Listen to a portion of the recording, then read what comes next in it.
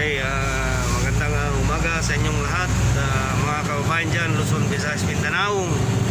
Meron na naman po tayong pupuntahan mag-rescue ng isang bus namin dito sa kumpanya namin. Puntahan namin at samahan nyo kami para makita kung ano po yung naging problema. Ito, kasama ko na naman ang aking amang driver, si Reniel Andalos.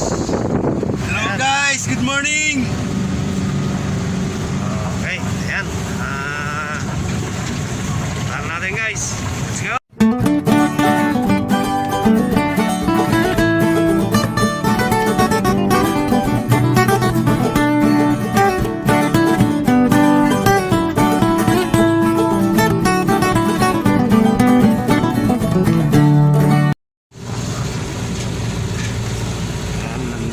Kami ngayon sa lugar ng Al-Sapania Industrial City dito sa bandang Eastern Province ng Saudi Arabia. Ayan po, dito na po kami.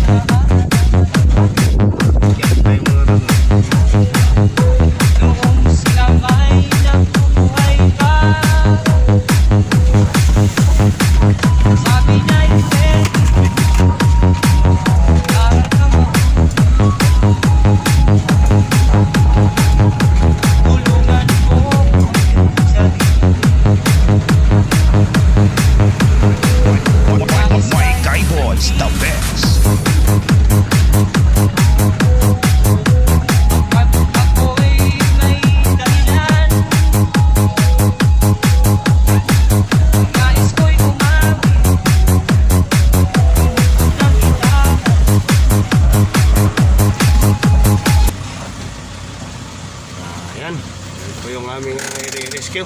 Tignan natin kung ano ang nagiging problema nito kasi hindi nakaabot sa parkingan niya. Finish line. Okay. Ayan guys, yung aking i-rescue. Tignan natin kung anong problema nito. Ayan. Ashok 8 series, hindi daw po ito nakarating sa parkingan kasi walya yung makina, papalya-palya. Bus po ito. Ayan o.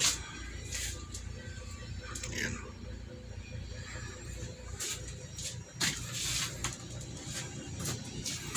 Front engine po ito, 8 series model. Ayan, 6 cylinder po itong makina ng bus.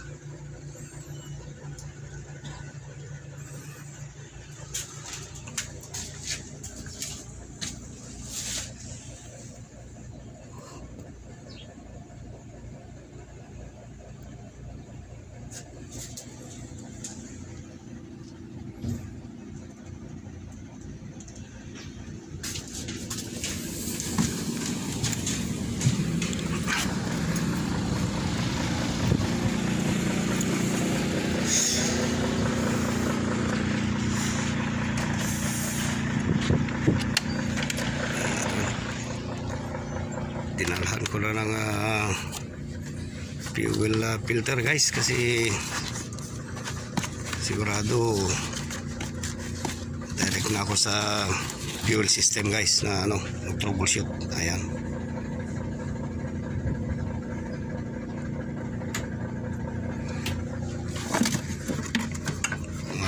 hindi pa rin gagana, second option ako dun sa may makina niya. Ayan guys, para sa kunting kaalaman natin tungkol sa pag-troubleshoot ng fuel system, pag magpalit tayo ng filter, ayan, mga baguhan na mekaniko pa dyan na hindi pa nakapag-experience, lagyan po natin ng diesel itong filter na ito. Ayan, bago natin ilagay para madali po natin i-troubleshoot yung diesel. Okay guys, dito sa ilalim po yung ano yan, yan, naka-ready na rin po yung aking higaan.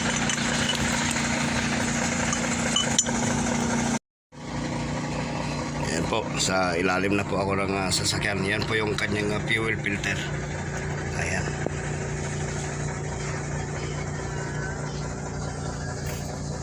Yan po yung kanyang makina. Ayan, sa injection pump.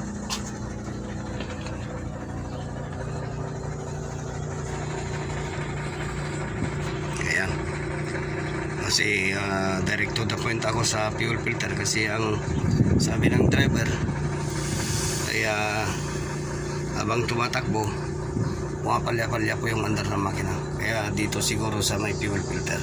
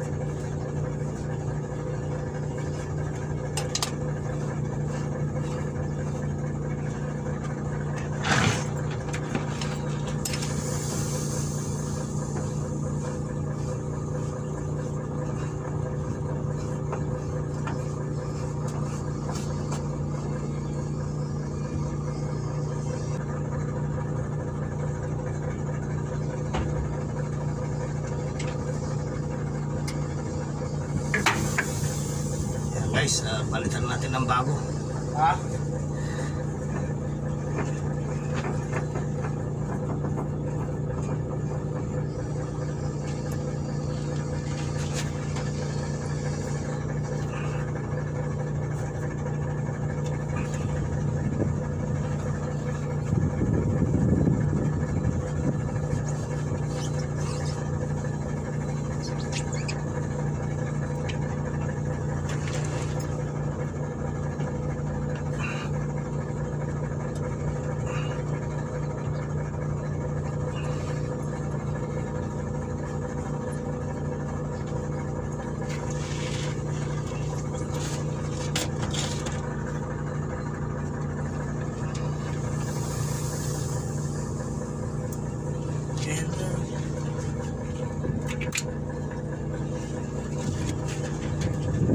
Yan, bago na po.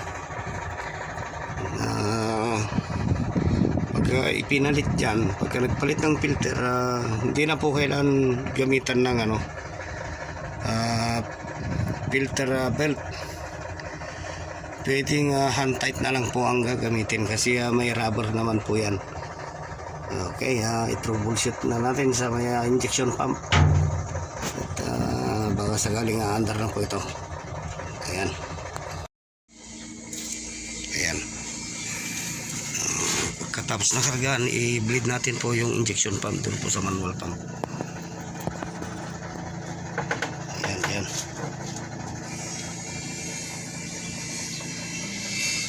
Okay.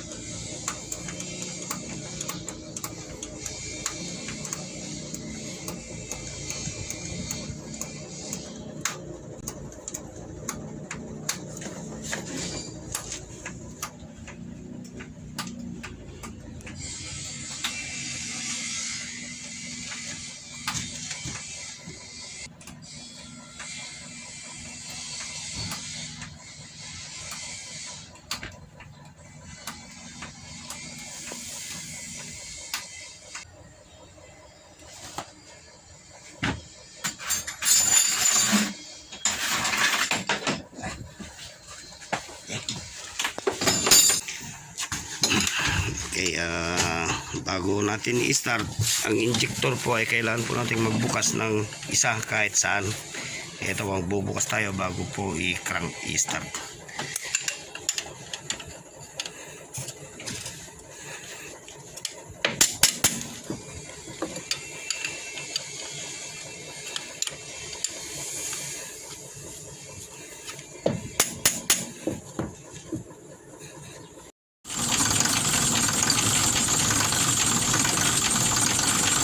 Ayan.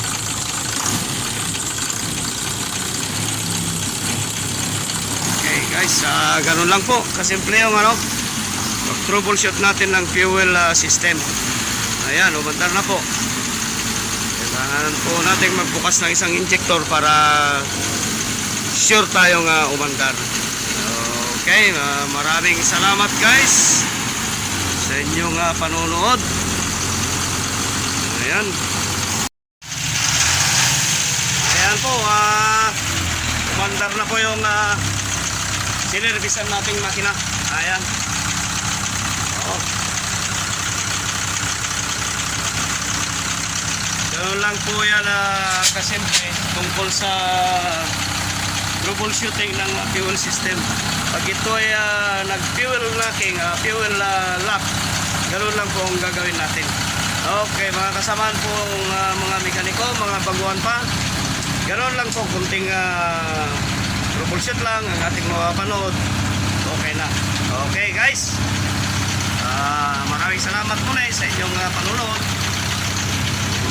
Hindi pa nakapag-subscribe, mag-subscribe na po. At marami po tayong malalaman dito kay alias Agi TV tungkol sa minor troubleshooting.